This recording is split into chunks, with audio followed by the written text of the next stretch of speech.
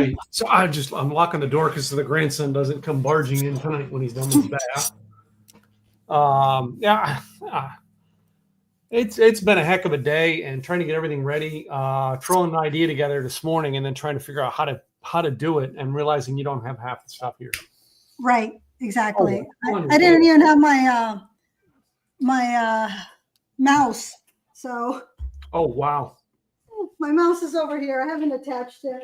It's been a day. All right. So welcome to tonight's episode 157. What we're doing tonight, ladies and gentlemen, September's here. September, the first week in September almost always celebrates, no matter what part of the country you're in, the kids went back to school. Right. And we're going to go back to our high school days and think about the cafeteria, but we're going to kind of give an adult version to it. Because we can. Because we can, right? We're older now. We can do that stuff. So we thought back to what we had in high school, and one of the things we had three things that came up as a suggestion was the peanut butter and jelly sandwiches. I wasn't going to do that tonight. I could. I had everything here to do it, but I was like, I don't want to do that. And that's what I probably should have done, truly. That would have been the easiest thing. And the cool thing is I will have to show you. I do have. She probably has a kick-ass peanut butter. No, she's a kick-ass jam. Yeah. Marion Berry habanero. So this is like so yummy. This with peanut butter, and I have the bread. So I had all the stuff. This is what I was going to do. And plus I have bananas where I could have done the, PB&J with nanners. Yeah.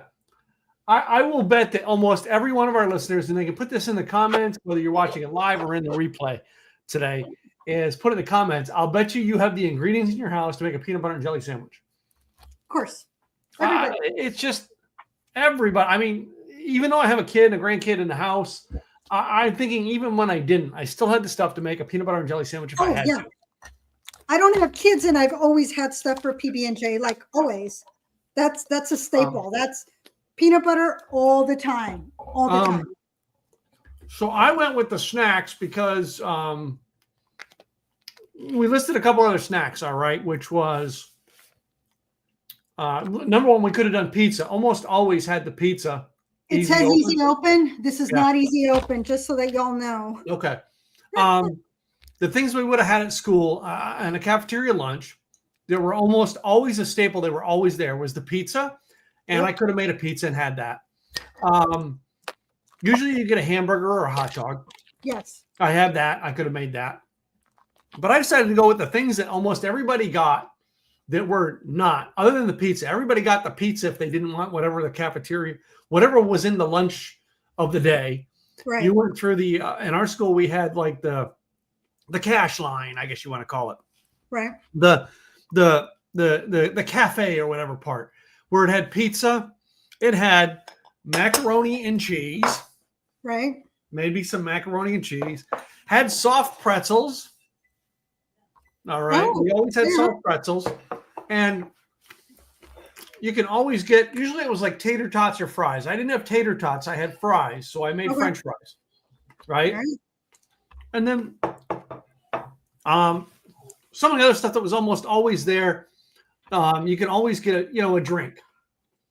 I want to talk about the drinks as we make our drinks tonight, because one of the drinks that you almost always got when you were in school was chocolate milk. Yes. So I decided to get a chocolate milk. So I have some chocolate milk that was made up for the guys over me at Starbucks, made me up some chocolate milk for tonight. And I was thinking about adding Kahlua, but I found something that I forgot my mother got me for Christmas. What was that? Ooh. Oh, bourbon cream. Buffalo Trace bourbon cream to go in my hot chocolate. And then I said, how about lemonade? Because almost always we had a lemonade in school or a Kool-Aid or something like that. And that goes back through grade school, right?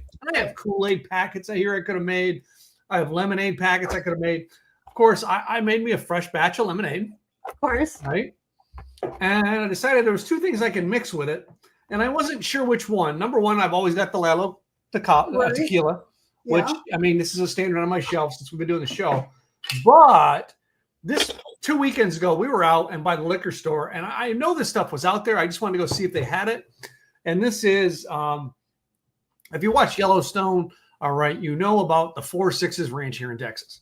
The 4 Sixes Ranch, if you go look at their website, they have beef packages. They have They have a general store you can go buy there. I've got a shirt that has their name on it. You can buy a hat. I think I have one of them that has their name on it, right? They have everything out there at the 4 Sixes. Well, I went to the liquor store, and sure enough, she had 4 Sixes vodka.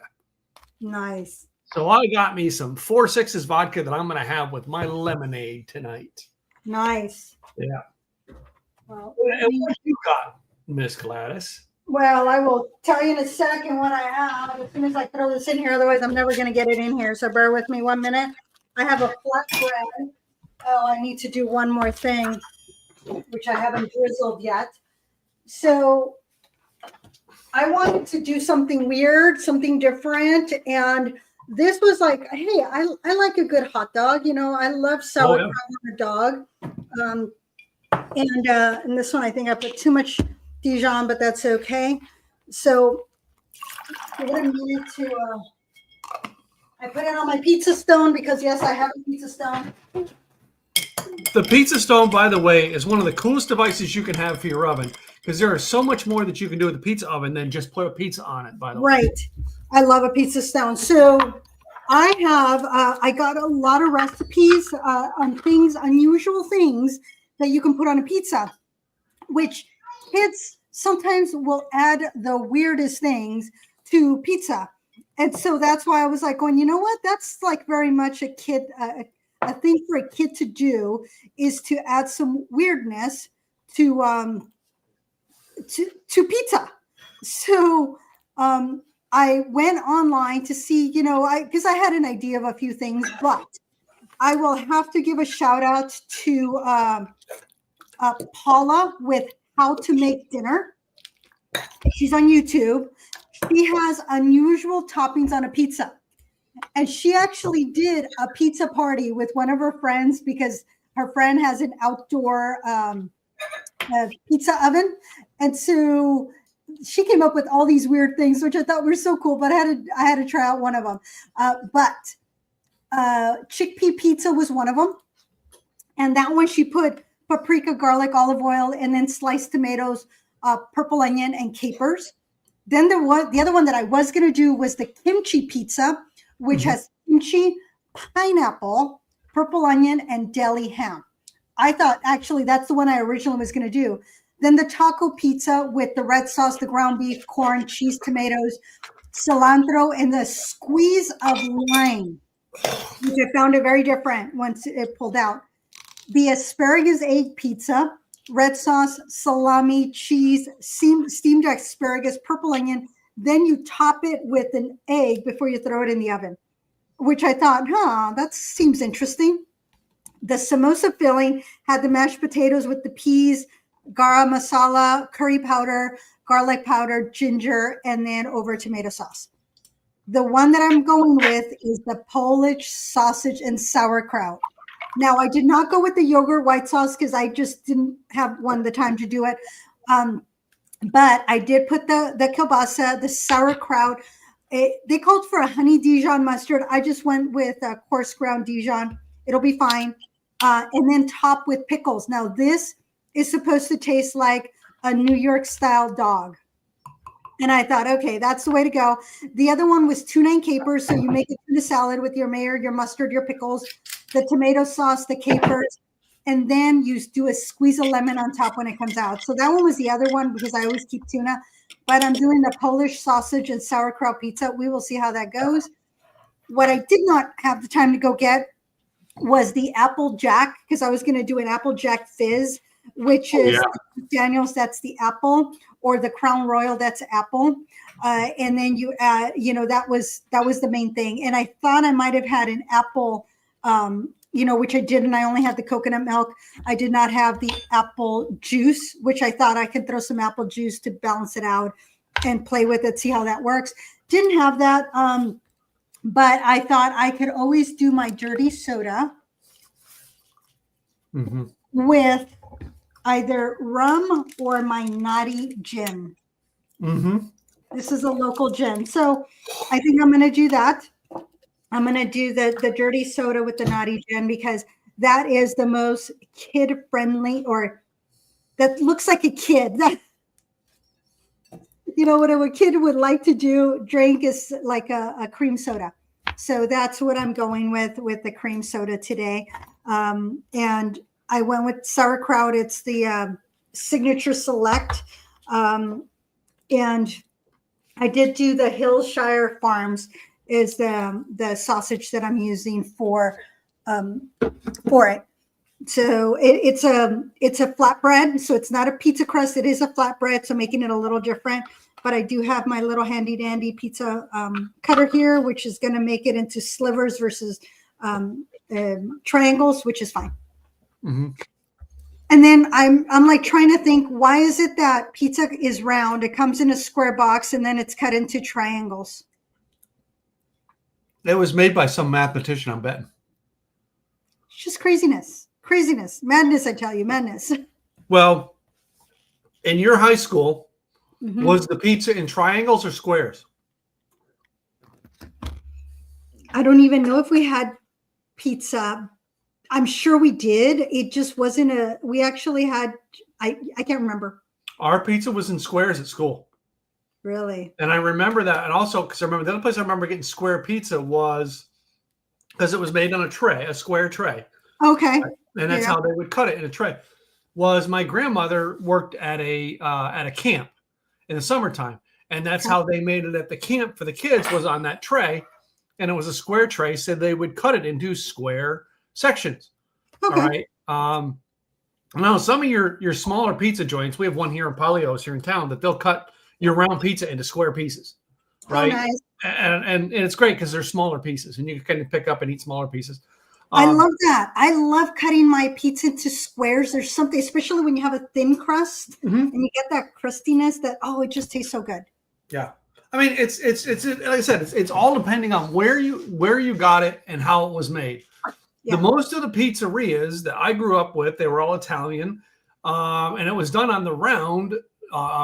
They were round pizzas because how they would make the dough, all right, is basically to flatten out the dough. They would twirl it up in the air to spread it, roll it and twirl it, and then they would they had round trays, and then it was almost like cutting a pie because they could call it the pizza pie. So they would cut it in the triangle shapes. Okay. So, but I mean, that has always been the mystery. Where did it ever come up with? Because it was only certain pizzerias that you had it that way, right? It wasn't every if a pizzeria cooked, they didn't have a pizza. So most of the ones that didn't have a pizza oven cooked it the pizza oven people cooked it that way because to put it into the pizza oven and twirl it around was easy. Because you think about it, you're on the actual grill itself, you're twirling it around to try to even out the cook. A pan pizza was almost always done in an oven. Yeah. And you go all the way to the edges because a lot of times the trays will have a lip and you'll just roll it until it hits the edge and then it becomes square. Yeah. No, absolutely. Well, this morning, I was listening to my morning radio station, but because of something, instead of listening to it on Odyssey, because they're in LA, I went onto YouTube to see the live. I was trying to see what t-shirt he had, which the t-shirt said loser on it.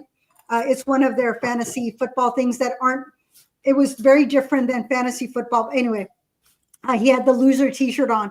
And so I wanted to go see what shirt he had on.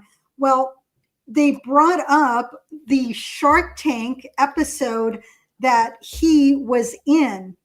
Kevin Kline from K-Rock in 106.7 in LA, he actually went in front of Shark Tank and I had no idea what it was. And mind you, this was some months ago, but they showed the clip where he and his business partner, were showing the pizza wine, because they said a lot of times people drink pizza with beer, but it goes better with wine. So they had 3 different types of wines in a can that they were presenting that would go well with pizza and why. They had a rosé, a white, and a red. And they did a really good job of presenting it. And of course, Mr. Wonderful was the first one out, and they pulled out his picture and they said, yeah, we knew you would be the first one out. He already is doing something. So it seemed like all the sharks were already doing something along with wine and canning wine. So I thought that was kind of fun, where it was a pizza wine to go with your pizza pie. So that was kind of fun to find out this morning, which went very well with what I am heating up in the next 5 minutes. Hopefully will come out. And I could smell the sauerkraut. The sauerkraut is definitely coming through. So I'm going to make my drink. And then, of course, I have my whiskeys because originally I was going to do a whiskey drink. It was going to be they called it the jackfruit or Jack Apple Fizz, but I wanted to call it an Apple Jack Fizz because I thought that was more. Sounds better. Yes, I think Apple Jack. So I'm going to have to bring the Apple Jack to the podcast one of these days, even though it's not something that I would normally drink, but I know that I've seen them with the smaller tasters. Well, I had some of that Apple Jack and some of the cinnamon Jack that I just gave to my brother-in-law. Okay. It sat on my bar and I wasn't drinking it. We were going down to visit my brother-in-law and sister-in-law to have dinner with them one night, and I said, "Hey, let's just give it to them. They'll drink it." Like a lot of the stuff I have, some of the specialty stuff I have here, it takes forever to drink, so I don't drink it. Right. I buy it for one show, and then I hardly ever drink it again. Right. I've done that where we have something that's just there for a long time. No. So the things that I do have, like, okay, so I got the Botanist gin a couple weeks ago when we were doing gin a couple weeks ago back. Yes. Uh-huh. And when we were going in to get the 4.6s vodka, my wife went in and said, "Let me get some gin." And I think she was going to get, oh God, which one was it? Bombay Sapphire, I think. Oh, yeah. And I said, "Well, before you get that, I have a whole bottle of the Botanist, and I'm not really a gin drinker." Yeah. So try this Botanist gin. And she goes, "All right." And they love it, of course. But I mean, it's not a Bombay Sapphire. It's not a, right. It's not a, one of those cheap gins. The Botanist is pretty good gin. So yeah. Yeah. Oh my goodness. See if I can open this. This is, I'm going to have to get a little bit of help here.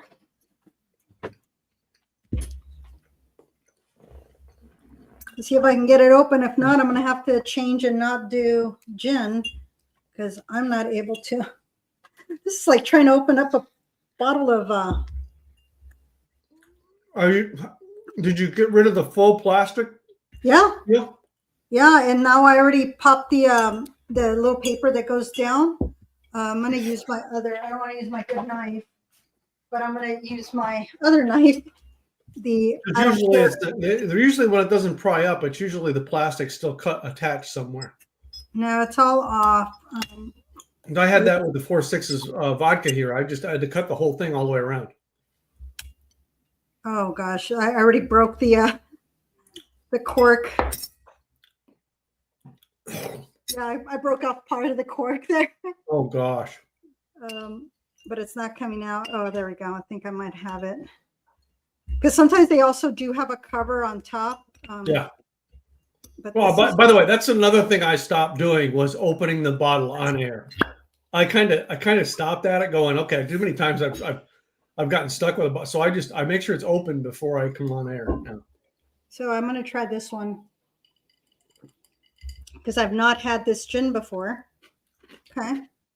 So I mixed 2 drinks, and I'm going to tell you, I tried the chocolate milk with the bourbon cream, and I don't like it.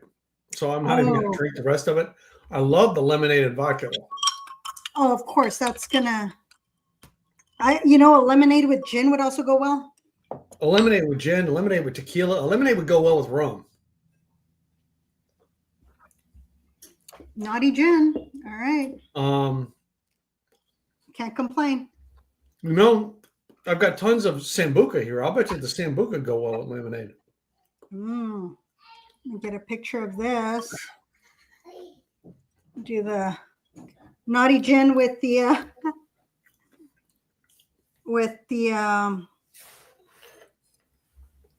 dirty soda.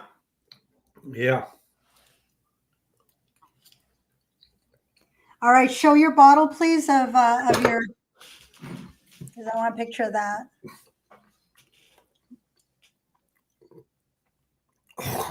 Gotcha. Shout out to 4.6s vodka tonight. if I had an extra thing, I'd taste the vodka all by itself, which I didn't. I just poured it into the glass tonight, which is unusual because usually I will. Well, I have a way to do it. It's going to be my favorite way because I'm trying to save some ice cubes. But let me remove my ice cubes, put them on the tray dish over here, and improvise and make a. Hey, Robert, thanks for joining tonight. Let me make a dump cup. Now I've got to clean out the dump cup with something. I know. Okay, I'm going to cut it over there, and then I'm going to bring it over because I don't want to make a complete mess of it.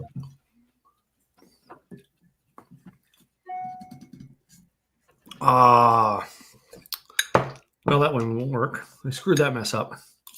I need more cups in my office. Don't we always miss something? There's always something we need. Yeah. Remember when we first started the show and my kitchen was downstairs though? Yes. It was a long run. Here is the. There's your pizza. There's my pizza with the sauerkraut. An interesting combination. Yeah. I could add, what do you think? Add pickles or don't add pickles? Nah. The sauerkraut is already making it very vinegary. Oh, let me get a picture first before I. Wait a minute. This is kind of a combination of the two ideas we come up with today, not just the one idea. You come up with you married the two ideas, girl. Well. So we had another idea of weird things that don't combine. And then we had a school lunch idea. Gladys decided to marry the two together and create that pizza. Well, the funny thing is, I was gonna do the pickle with the whiskey, I think it was, or the bourbon. Mm-hmm. Pickle juice. I think it was pickle juice and whiskey. Yeah, I could still do that. I always have pickle juice. No. I've done pickle juice and vodka. Mm-hmm. Pickle juice and vodka is a great, and I've done it in a shot format, like made it into just a shot, right? And it's a great. I mean, I can sip onto it or I can down it as a shot. But I mean, pickle juice and vodka goes very well together. I've done pepper juice in a shot and vodka. Uh-huh. So I've mixed quite a few of those oddities with vodka and to form into a drink. So. This definitely tastes like a street dog. Like a street hot dog? Mm-hmm.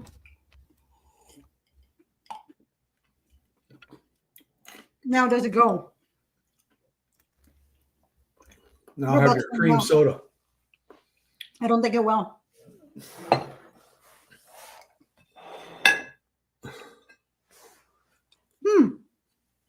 It definitely tones down the mustard. Yeah. And the vinegar from the sauerkraut. Okay. I'm not mad at that. I seriously expected this clash of, oh my goodness, that's disgusting. The only thing I expected to feel tonight, our Gladys, was feel guilt that my teachers were looking over my shoulder to catch me drinking alcohol.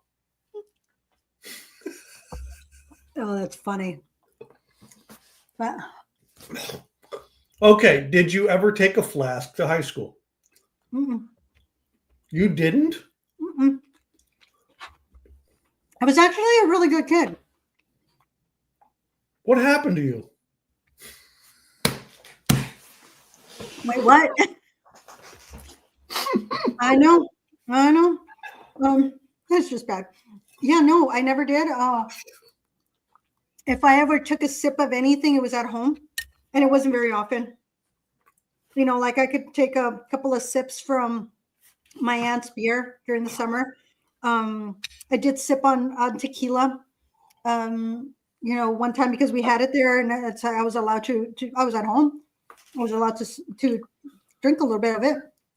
There was a movie I seen a couple of years ago where basically this adult woman goes home with a teenage child.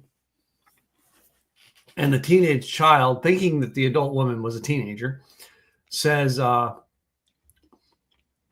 if you want something to drink from Dad's box wine in the refrigerator. Well, isn't he going to notice? No, just add some more water to it. Later in the movie, the father and the girl who snuck in with the daughter kind of hook up. When the father realizes she's an adult, they kind of hook up. And he says to the girl, all right, who snuck in as the adult, yeah, don't drink from that box wine in there. It kind of tastes really watered down.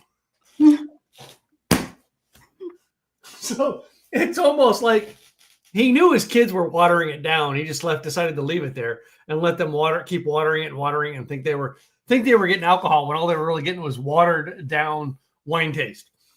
All right. In the meantime, he hid all of the real drinks. Yeah, there was a reel recently that the daughter said that the dad said, hey, you can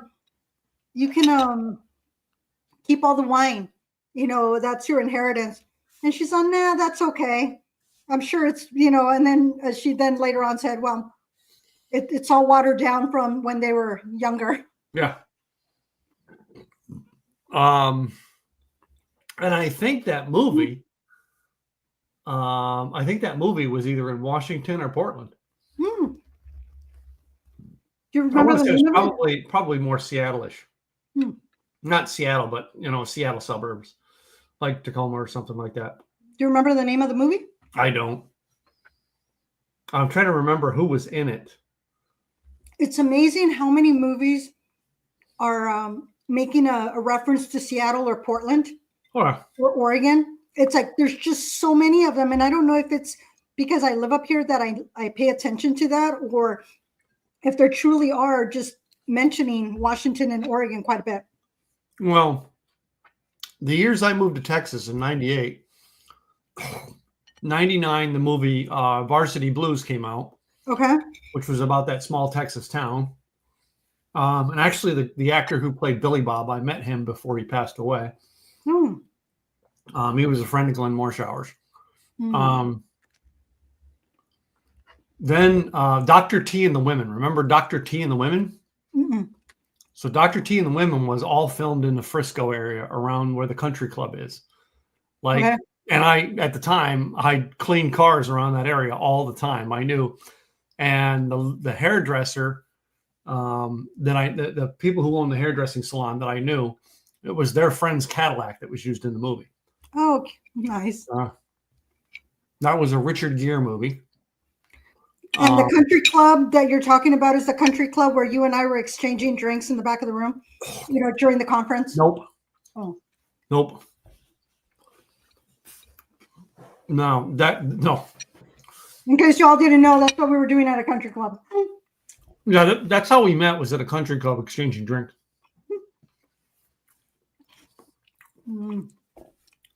But if you recall, at that country club, every time I'm there, that country club was one of the few I used to get Buffalo Trace at in the beginning.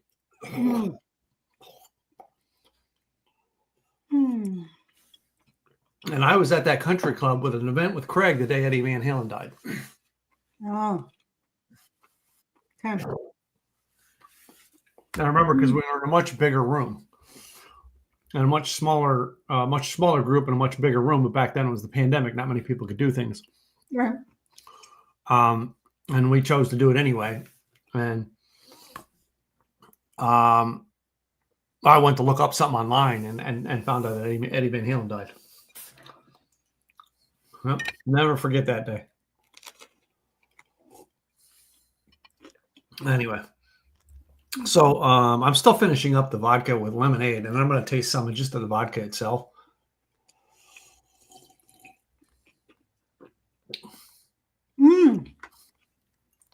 This is a Navy strength, 110 proof.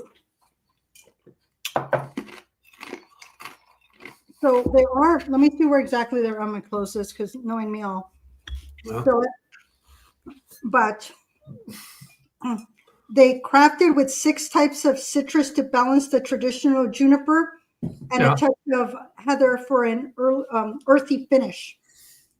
You can taste the proud heritage of the Navy in every sip of Naughty Gin. For gin to qualify as Navy strength, it must be at least 114 proof. This amplifies the flavor in your favorite gin and tonic or dirty martini, making Naughty Gin perfect for a night on liberty or a quiet evening in your quarters. So whatever the occasion, get naughty. For every Naughty Gin sold, we will make a donation to local veterans organizations. So that's the Naughty Gin. So this 4/6 vodka is distilled and bottled in Louisville, Kentucky by the Sazerac Company. Sazerac, yes. Seven-time distilled, made from premium American grains. This is it reminds me of that Buffalo Trace White Dog.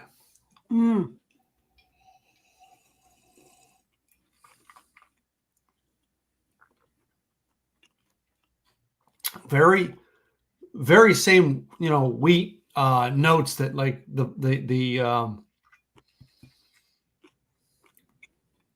probably is more of a punch if I drank too much of it. The wheat notes and stuff that I would have in the good triple grain moonshines I drink. There is something else I could do.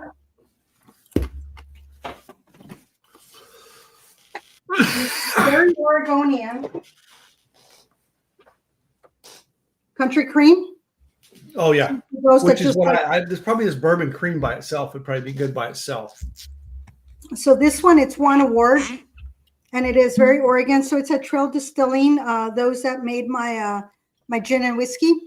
Yeah. So this is Trail Distilling. So I'll do a very small portion of it with Westward American single malt whiskey. So this particular one is also Portland based. So it looks like I'm doing all Oregon today. Oh, surprise, surprise. I'm still wanting stuff that I would have smuggled into school.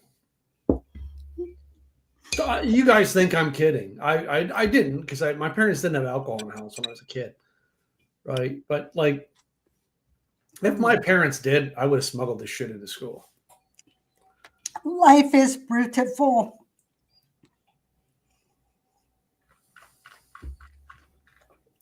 So, this is I recommend the Buffalo Cream by itself. Yeah, this is yum. This is very much.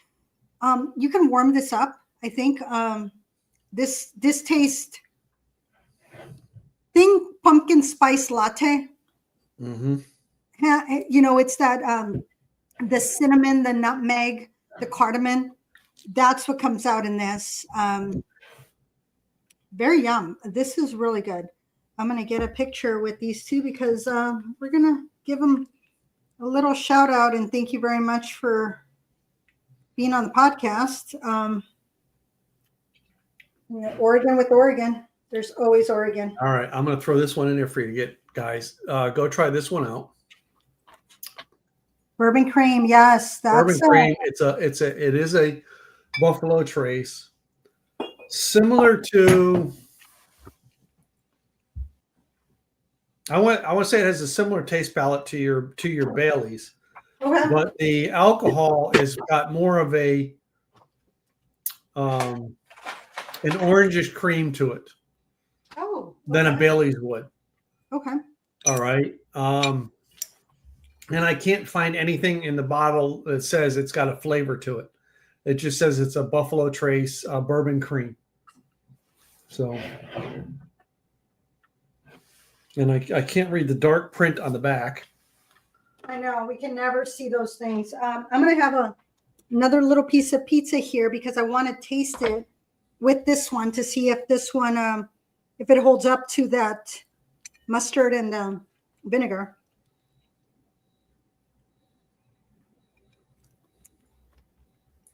So, this weekend I was in Houston for a seminar, and I met up with old friends of ours who live in the Houston area in the Woodlands.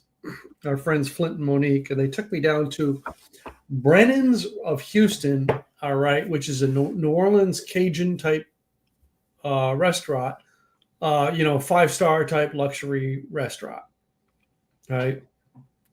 Had me the surf and turf, so it had me a nice piece of prime rib, premium prime fillet, right? Cooked medium rare. Had a wonderful bourbon glaze put on the top of it. Ooh. All right, and that meat was to perfection, right? And that glaze on the top really gave a great accent to the beef. Another little, yeah. Then I had a lobster tail, and I forget what they dressed the lobster tail with, but it was a Cajun, and it was a Cajun sauce across the top of it, looking almost like a gravy, right? Oh, but it took all right. Normally, you would dip your lobster in butter. Right. You didn't need butter or this, because this took the taste of that lobster, put the butter into it. All right. Made it kind of feel like it really matched with the beef. Okay. And then they had a mashed potatoes and asparagus to go with it. And I had a bourbon trace for my opening drink. And then we had I want to say it was it was either Napa or it was a Alexander Valley. Okay. Wine. Cab with it. I can't remember the name they had on that. But then we opened up with so my appetizer was 6 raw oysters. So with what you have the Cajun fixings with them. So I've got some good horseradish. A good southern, it's like they were I want to say like minced. It felt like they were minced onions and garlic. Okay. All right, and then some hot sauce to it, and it was a little kick to it, really good. But my taste always when I do oysters is I want to slurp one down without nothing. Yes. I want to see if there's flavor in the oyster first. Yeah. Because if there's no flavor in the oyster, you can doctor it up with everything, but all you're tasting is the everything because there was no flavor in the oyster to begin with. Right. All right. So I always like to test one, and I had one of them with nothing, and it was a great. All right. I mean, the juice is coming in that, and everything was so good. It seems that the smaller the oyster, the more flavor it packs. Yes. So when you think, oh my goodness, I want those huge ones, guess what? They're going to be a little bit chewier. Well, you're not going to have as much flavor. You get those Kumamotos that are like that big. Oh my goodness, those things have so much flavor. But to me, it all depends on where they're from and what. Like these were Gulf oysters because they're Cajun idea, right? Right. Some of my best flavored oysters I like come off of what's that island up north of Maine? Oh yeah. I'm gonna look it up on the map and try to get there to let you guys because it's off the north coast of Maine. Yeah. Right, and it's an island up towards Canada, more or less. And here it's where we get our best ones, especially Kumamotos, are here off of Washington, off the north western side of the state. That's where the water is a lot cooler, and you get just such delicious flavors. Even the ones that are farm raised. Because they're farm raised on the ocean. It's not like they have a separate, they actually have the farms on the ocean. Oregon has those too, where the farms are in the ocean right off the coast. So it's actually quite interesting the way they do that. But yeah. It's the Sable Island. Ah, okay. All right, which is actually Sable Island, which is actually technically Canada. Okay. All right. And Prince Edward Island is the other one, which is on the northern side. Yeah, Prince Edward. Yeah, that's Prince Edward. Those ones there. Those are my favorite oysters. I like is getting some from up there, but getting them fresh. You can't. In other words, I wouldn't have them in California.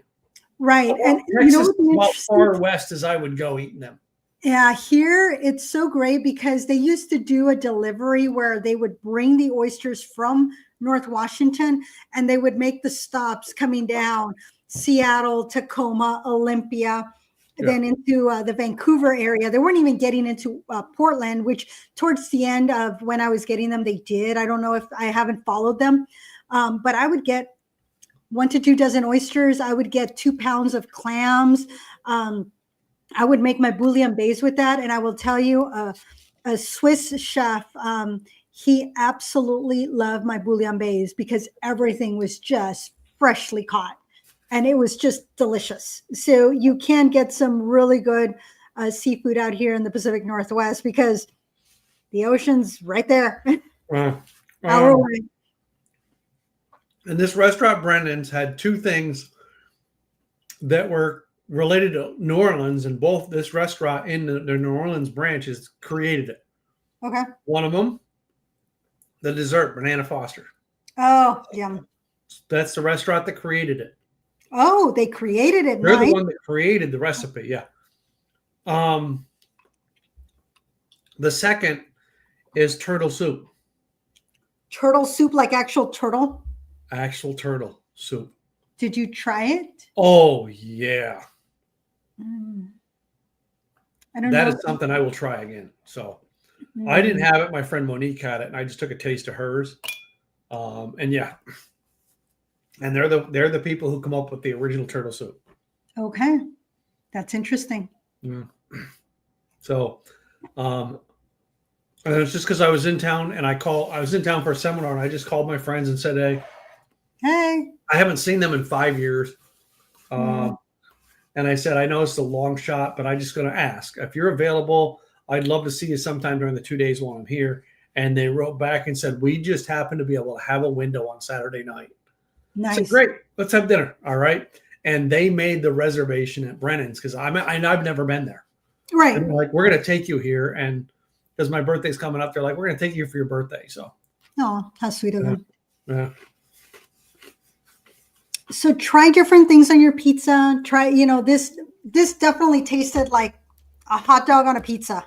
Yeah. It had that tanginess. I was not mad at that. I didn't know what to expect. I was very hesitant because it's sauerkraut and on a pizza. It was yum. And it went well with both the cream liqueur as well as the dirty soda. Both of them just toned down the mustard, toned down the vinegar, and it just made it taste really good. I seriously thought when I was tasting it, I'm like, this isn't going to taste good. This is going to clash. This is going to be ew. I'm glad I tasted something different that I never would have normally paired together. Well, I was thinking tonight we're doing it with the school cafeteria type idea. And, when you think about your cafeteria, there's certain things you got in your high school cafeteria that are just staple foods for where you grew up.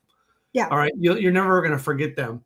But there's some cafeteria foods that you can come in and go, man, I'm never going to eat that again because I had that in the cafeteria as a kid and I hate it.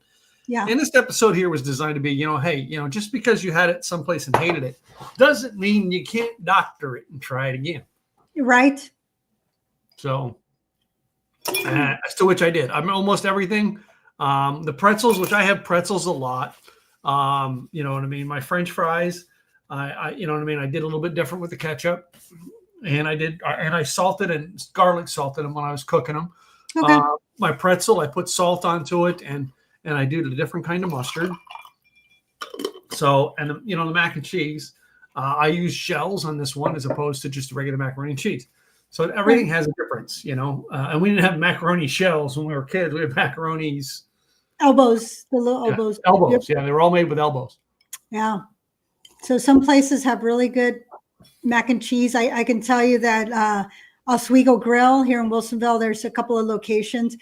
The kids' mac and cheese, absolutely delicious. I was impressed. It's a good amount, and it was just, oh my goodness, lots of cheese in there. Very gooey, perfect flavor. Yeah. So try something new. It doesn't hurt, experiment, go with a friend where you can split it, and that way you're not getting a whole whatever. And sometimes look at the kids menu, especially if they allow you to order off the kids menu. Do it. Yeah. Do it. But or go with your friend Gladys and just order one side dish and order it and then sample the beers. We have done that too. That was fun. It was. Yeah. So we thank you all for being here. Make sure that if you are not already part of the Insiders Club, that you join the Insiders Club. Go to likethewayyouDrink.com. You have to be 21 or over to join. We will keep you abreast of any events where we're getting together, or either together or on our own, that we said, hey, you know what, this would be a great one. We're going to let you know, hey, this is where we're going to be. Can you be there? And we will send the invitation. We got a lot of little connections in our little spheres that sometimes we can get you in for free, and other times you'll have to pay for it. But you do need to get to the Portland area or the Dallas area before we start to travel other areas. But for now, Dallas and Portland is where we are going to be. I'll be at a charity event in Westlake Village, California area on the evening of the 18th. Okay. So our mutual friend Craig is putting on, I want to say, what's the name of his charity? bandtogether.org. You can get charity tickets for that event. All right. It's a bunch of 80s musicians playing. It's called the Canyon Club, I believe. And it's the 18th. That is a place that we'll be at, or at least I'll be at. So other than that, let's talk about our businesses. You go first. All right, y'all. Gladys Boutwell, Insurance by Design. I help you become the employer of choice through providing employee benefits, because there's 101 different ways you're going to attract and retain quality staff. Let's see what fits into your budget and the needs of your staff. If you want to schedule an appointment to talk about what can I do, go to enrollnoworegon.com. You do not have to be in the state of Oregon. I will help you find somebody in your state if I cannot help you. But go to enrollnoworegon.com. That's the calendar link, and we will have that conversation. And this is my co-host. Hey guys, my name is Tim Gillette. Simple Easy Websites. We don't just build websites; we build lead generating machines. That's it. We want to actually get your website to be another employee working for you, clock round, 24/7. Reaching out to those people who can actually come in and check out who you are, what you do, and fill out a little box and say they want to know more. Go to simpleeasywebsites.com, book a simple, easy consultation with me. We'll go over your website. We'll go over what you can do to improve it and help you build a plan. Simple, Easy Websites. We build websites so good, even Google pays attention. Right. I love that. I love that. All right, well, ladies and gentlemen, we're going to call it quits for another week. We will see you guys back here next week. We're almost halfway through the month of September already. So we might come up with something fallish. We'll see. We'll see. We've got stuff coming up. You wait and see. We'll have fun. So yeah. All right, guys. See you next week. Cheers. Cheers, y'all.